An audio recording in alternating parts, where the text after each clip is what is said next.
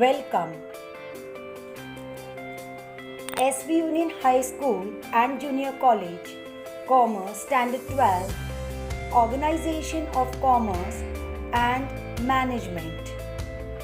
Presented by Paramjeet Kaur Rajpal. Chapter 1, Principles of Management. Hello, in today's module, I will be teaching you about the 14 principles of management. First, let us know who gave these 14 principles. They were given by Henry Ford, the father of modern management. Let's see each principle one by one in details. First one, division of work. This principle suggests that total work should be subdivided into small parts. Each part of the work should be allocated who is expert in that part of the work. This leads to specialization. Next principle, authority and responsibility. Authority means power to take decisions.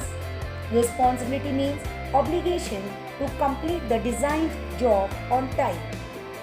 Authority comes from official and personal factors. Official authority comes from manager's position. Personal authority comes from qualities like intelligence, experience, moral worth, and past services. Authority without responsibility results in irresponsible behavior. Responsibility without authority makes people ineffective. Therefore, both must go together. The next principle comes discipline.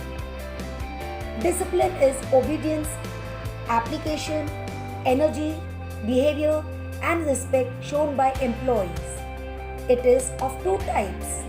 Self-imposed discipline comes from within the individual, and command discipline, which comes from some authority expressed through rules, regulations, and customs. All the personnel serving in organization should be disciplined. Discipline is doing what you know needs to be done even when you don't want to do it. The next principle, unity of command. It comes that when a person should get orders and instructions accordingly. It means that a person should get orders, instructions from only one superior. An individual cannot serve two bosses at the same time. This leads to confusion, misunderstandings, and conflicts. We can see in our image the left hand side is the right approach and the right hand side is the wrong approach. Unity of direction. Each group of activities with the same objective must have one head and one plan. Unity of command talks about the reporting relationship of the personnel at all levels. Unity of direction talks about functioning of organization in terms of grouping of activities. Each group in the organization should have the same objective. So this explains about a single person getting directions. Now, in the figure, we can see that the manager is giving directions to the employees. The next principle, subordination of individual interest to general interest.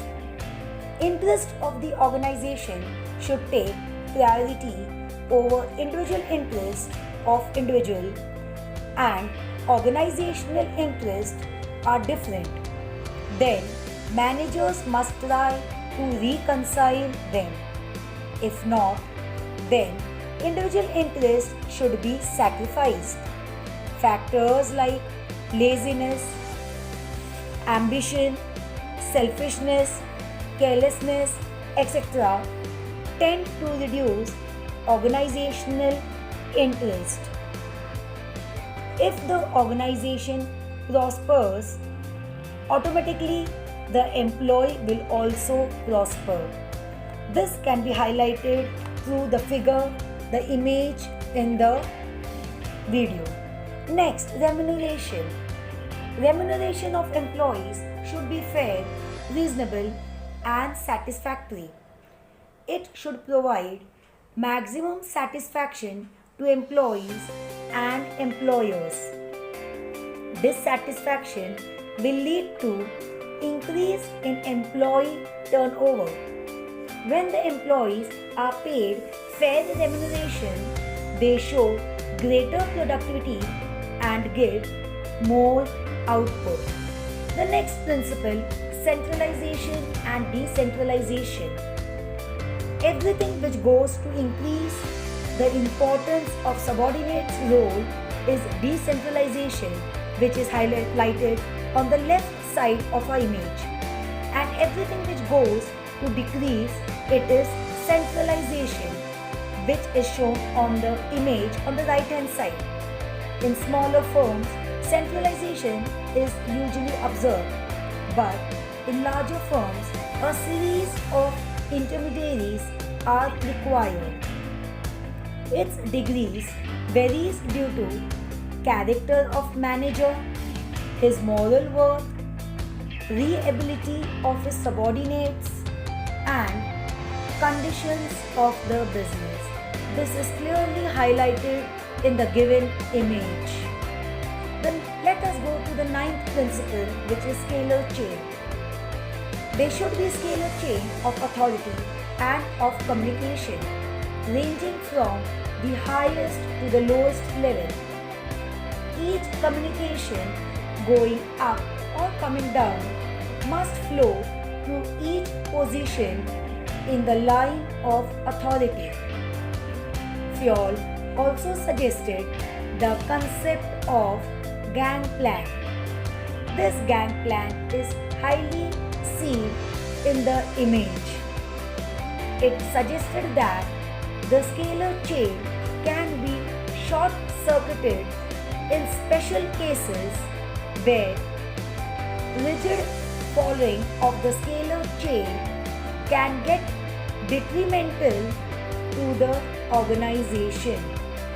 This avoids delays, and for this proper permission is required from the authorities.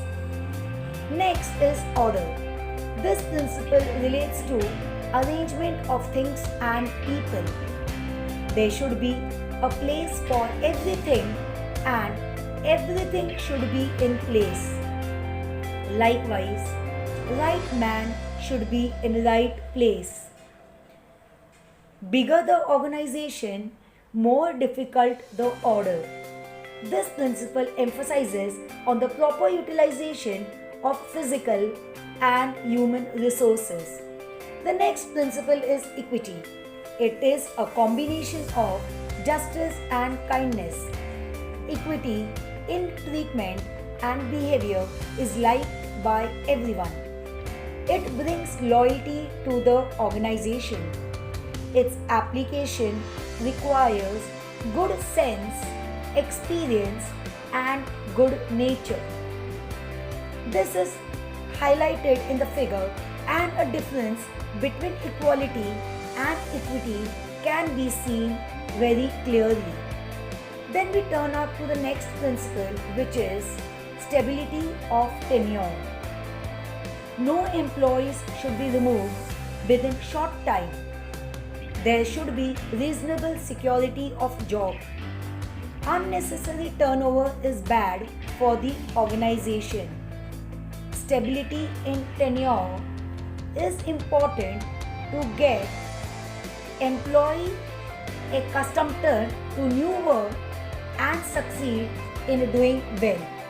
This creates a sense of belonging among the employees. There should not be any uncertainty in the mind of the employees regarding the stability of the job. Next principle is initiative. Managers should encourage their subordinates to take initiative within the limits of authority and discipline. Initiative is concerned with thinking out and execution of a plan. It encourages energy and zeal. This approach helps the organization to grow. The last principle is Spirit the Corps. This is the principle of union is strength. The manager must encourage a Spirit the Corps among his employees. Every employee in the organization must consider him as a part of a team and try to achieve the team goal, because team contribution is always better than individual contribution. Manager should build a sense of togetherness among the employees. Even the workers work with unity, then the goal can be achieved very easily. So, human resource is the great asset of the organization. This is highlighted in the image. Thank you all for watching.